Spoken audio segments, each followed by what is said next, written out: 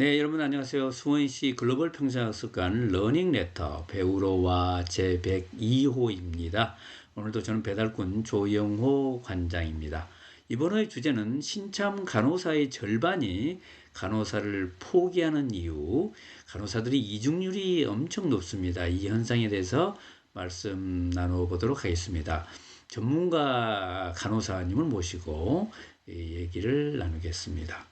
네, 말씀드린 대로 오늘은 간호사 얘기를 좀 나눠보도록 하겠습니다. 간호사로서 오랫동안 일하시는 김창희 선생님을 모셨습니다. 안녕하세요.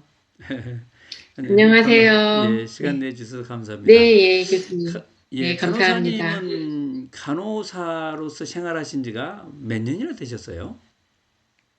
네, 올해로 만 32년 됐습니다. 야, 32년이 네, 넘었으면 엄청나게 오래 하셨네요.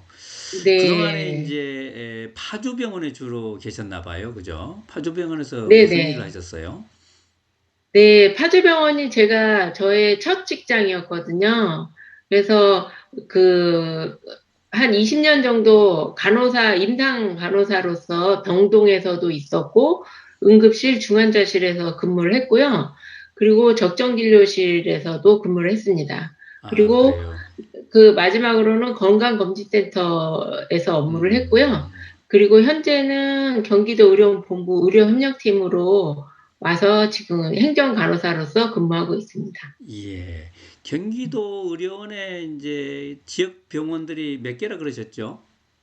네, 6개 병원이 있습니다. 아, 6개 네. 병원이 이제 묶여서 경기도 의료원이 됐고, 그 본부에 지금 근무하고 계시네요.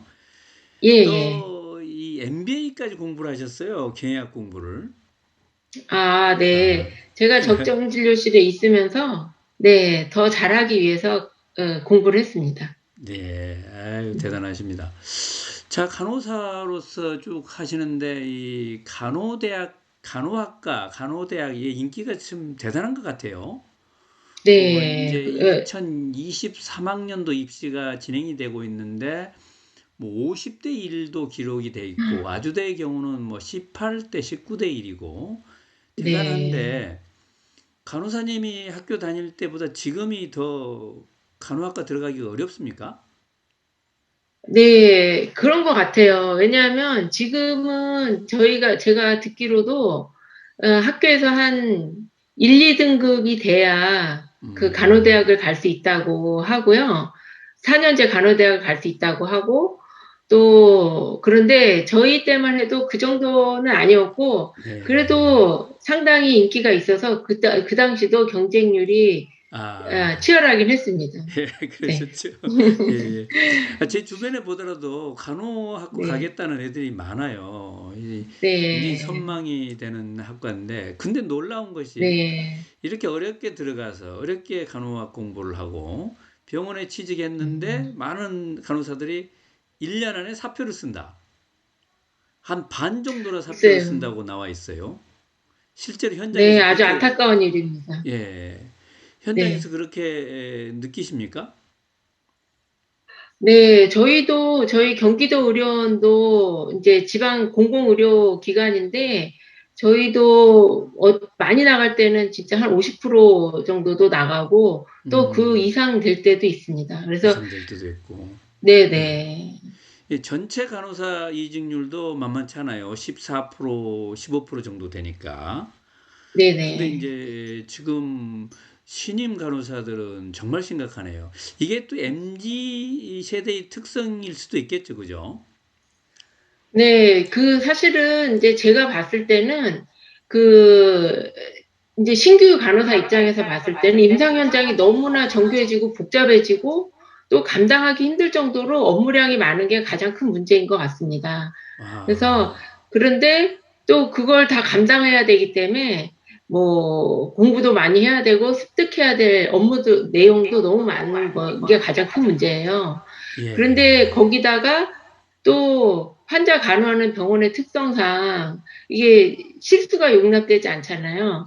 그래서 음, 어떤 업무를 하든지 너무 예민하게 해야 되고 또 그런 것 때문에 뭐 태움까지 발생한다고 많이 음. 얘기를 합니다.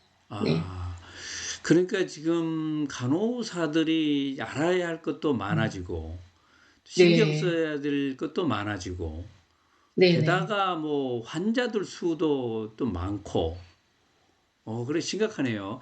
그 주신 자료에 의하면은 이제 전체적으로 기존 간호사들이 이직률이 14%, 15% 되는데 상급 네. 종합병원은 조금 낮고 일반 네. 병원은 뭐 30%까지 가네요. 야, 네. 이거 그렇죠. 참 네. 심각하네요. 예. 음. 자, 그런데 그 이직 사유가 대체로 다른 병원으로 옮기는 걸로 돼 있는데 타직종으로 전환하는 게 과거는 없었는데 최근에 나타나고 있네요. 이건 네. 어떤 문제인가요? 타직종으로 예예. 그 타직종으로 가는 것도 뭐 완전히 뭐 병원과 그 의료와 별개의 업무로 가는 것보다는 요새는 간호사가 갈 수 있는 분야가 굉장히 많아졌어요. 음, 제약회사로 가는 경우도 많이 있고, 또 보건직 공무원으로 가는 경우도 많이 있고, 그 다음에 아, 뭐 연구 간호사로 또 일하는 사람들도 많이 늘고요. 그래서 그 좀 그 간호 업무가 다각화된 음, 것도 그 원인인 것 같습니다. 그렇기도 하네요. 예. 네. 그리고 굳이 그렇게 나쁜 건 아닌데. 우리가 병원만 보면 그런데 네. 이제 간호사들께서 네. 병원에만 계시지 말고 네. 보건기구도 가야 되고 요양원도 가셔야 되고 네. 이런 시대가 온 것 같기도 하네요. 네네. 예, 네. 예. 아까 말씀하신 대로 간호사들이 경무에 시달리는데 1인당 12명의 환자를 봅니까? 그 1인당 12명을 보는 게 의료법상 기준인 거고, 사실은 이보다 더 많이 보는 경우가 많이 있습니다. 그, 네. 그 점, 사실은 병원의 임상 현장에 간호사가 제일 많이 있는 게 가장 중요하긴 합니다. 왜냐하면 환자를 돌보는 게 가장 일차적인 이유잖아요. 네. 그런데 이제 그 환자 대비 간호사 수가 적다 보니까 또 업무가 많아지고 이게 악순환이 되는 것 같습니다. 네. 음, 그래서 지금 뭐 환자들 입장에서는 제대로 좀 케어를 받기 위해서 음, 다른 그 간병인을 쓰지 않고 간호사들의 케어를 네, 받겠다고 하는데 이게 거의 불가능한 상황이네요. 그 선진국인 저 네, 캐나다는 4명, 미국은 5명, 일본은 7명인데 우리는 12명. 이것도 법적인 얘기고 사실상은 뭐 20명 가까이도 되고 그런다고 하는 건데. 네, 네, 야, 네, 게다가 야간 근무, 교대 근무도 하잖아요. 어떠세요? 네, 네. 그 교대 근무 같은 경우는 정말 많이 힘들어서 그 몸에 무리가 오는 경우도 많이 있고 그렇습니다. 그래서 이 교대 근무 때문에 사실은 간호사들이 중도에 포기하는 경우도 많이 있습니다. 예, 아유, 음, 그렇군요. 자, 지금 그래서 이 여건을 개선하기 위해서 간호법을 제정해 달라 이런 운동이 있고 이게 네네. 오래된 수건 사업인 것 같아요, 그죠? 예, 그렇죠. 2022년 4월 20일 뭐 국회 앞에서 이렇게 시위를 하고 네. 그러시는데 음. 간호법에서 주장하는 건 핵심이 뭔가요? 사실 이제 우리나라는 의료법으로 돼 있는 거거든요. 의료법 안에 간호사의 업무 범위가 정해져 있는데, 그거는 과거에 한 3, 40년 전에 그 간호사의 그 업무 기준을 가지고 법을 세웠던 거예요.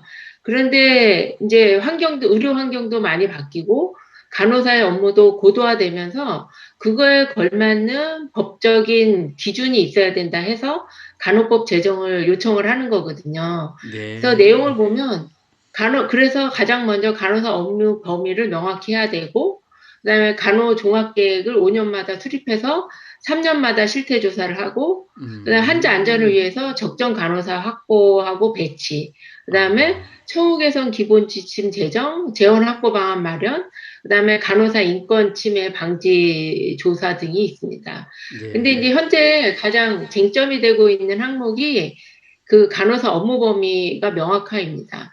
원래 아, 의료법에는 의사, 치과의사, 한의사의 지도하에 시행되는 진료의 보조라고 항목이 되어 있는데 이제 변경하고자 하는 것은 의사, 치과의사, 한의사의 지도 또는 처방하에 시행하는 환자 진료에 필요한 업무로 네. 현대에 맞게 음, 변경하고자 하는 것입니다. 네. 이제 법에는 진로의 보조 이렇게 돼 있는데 네, 관련 네, 업무로 해서 그 네, 보조라는 그 의존적인 내용을 좀 바꾸자. 이게 핵심이네요. 네, 네, 맞습니다. 간호법이 다른 나라는 다 의료법하고 분리돼서 있는데 우리나라만 없다는 거잖아요. 네, 네, 예, 네, 예. 아이고 참. 근데 지금 전체적으로 그래 사회가 치료도 중요하지만 이 돌봄 사회, 케어링으로 네, 가니까 간호사들이 굉장히 중요한 몫을 차지해야 된다. 이런 목소리가 높은 것 같아요. 예, 맞습니다. 그래서 이제 예. 지역사회 통합 돌봄 서비스도 강화되고 있고, 음, 또 그러면서 간호사의 역할이 가정간호, 방문간호 등 점점 범위가 넓어지고 있습니다. 예, 예, 예. 우리 사회가 앞으로 발전하는 데 있어서 간호사님들의 역할이 굉장히 기대가 되고요. 네, 조금 이렇게 시대에 뒤떨어진 것들이 좀 바뀌었으면 그런 생각이 듭니다.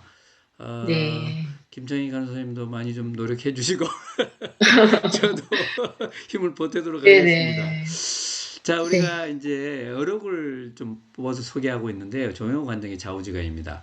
나는 일생을 의롭게 살며 전문 간호직에 최선을 다할 것을 하느님과 여러분 앞에 선사합니다. 이거 많이 했던 거죠? 예, 예, 예, 그렇습니다. 간호사들은 나이팅게일, 다 하죠. 다 하죠. 나이팅게일 선수 제1항에 있습니다. 네, 전문 간호직을 처음부터 선언했는데, 간호사들을 그동안에 너무 보조원으로만 이렇게 의료인들이 네, 취급을 하지 않았나, 이런 반성이 되네요. 자, 굳이 의사의 진료가 아닌 전문직 돌봄이 필요한 국민 한 사람 한 사람에게 간호가 요구되기 시작했다. 이제라도 간호는 의사의 하위 체계로부터 구분되어야만 할 때다. 의사의 하위, 그냥 단순한 조교가 아니고 네네. 독립된 의료인으로 대접을 해야 된다. 이런 주장이 있네요. 참 감사합니다. 간호사들 고생하는 거 보면 너무 가슴이 아파요. 예. 네, 자, 우리 학습관 소개 좀 하고 끝내도록 하겠습니다. 학습관에 많은 프로그램들이 있는데 90년대를 돌아보는 그런 역사 얘기도 있고 꿀벌 얘기도 있습니다. 우리 학습가는 옥상에 꿀벌이 있고요. 그다음에 환경 공부 모임도 있고 그리고 또 여러 가지 애국어 공부, 중국어, 스페인어가 요새 인기입니다. 그런 사람도 우리 학습관에 그 강의 좀 들으시죠? 네네. 그 회원 가입해서 열심히 하고 있습니다. 예, 감사합니다. 간호사님 감사하고요. 예, 여러분들 또 함께 해주셔서 감사합니다. 이번 호 102호를 마치도록 하겠습니다. 네, 또 뵙겠습니다. 감사합니다. 네, 네. 네.